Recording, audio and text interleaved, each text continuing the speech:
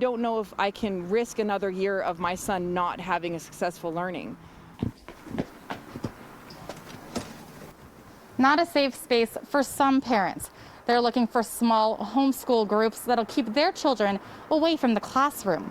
One mother hesitant to send her child back to the classroom, wondering what it can mean for her work if there's a COVID-19 outbreak during school. She's now considering what some are calling a learning pod with other parents to adapt to the stresses the pandemic has brought on her family.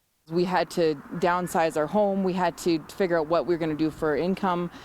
We had to decide how we're going to take care of our child while we were working. For this mother in Calgary, COVID-19 has affected every part of her life.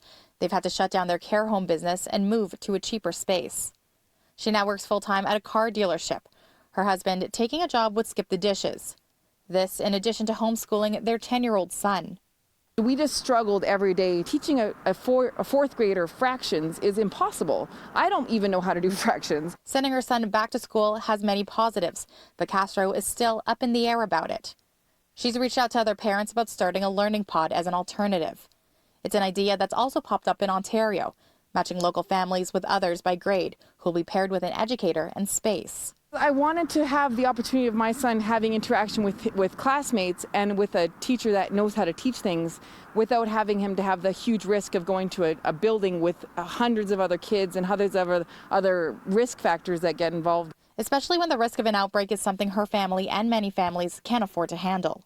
There's no way to know what's going to happen in September. And do I have to then disclose to my work that I have COVID that's a possibility in my home? Do I have to get tested and then stay home for a few days?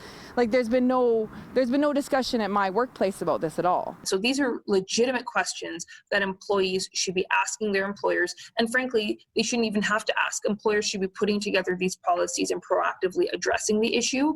This human resources lawyer says employers should already be putting these policies in place as the clock ticks down to kids heading back to school.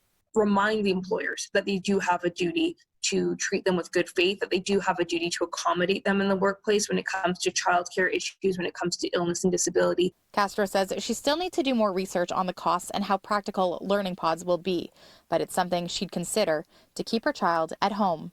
Honestly, every minute my opinion changes. I wish I had a better answer for you. It changes depending on what I've read in statistics and what I've read and how other schools are going around the countries and around the world. In Calgary, Jackie Perez, City News.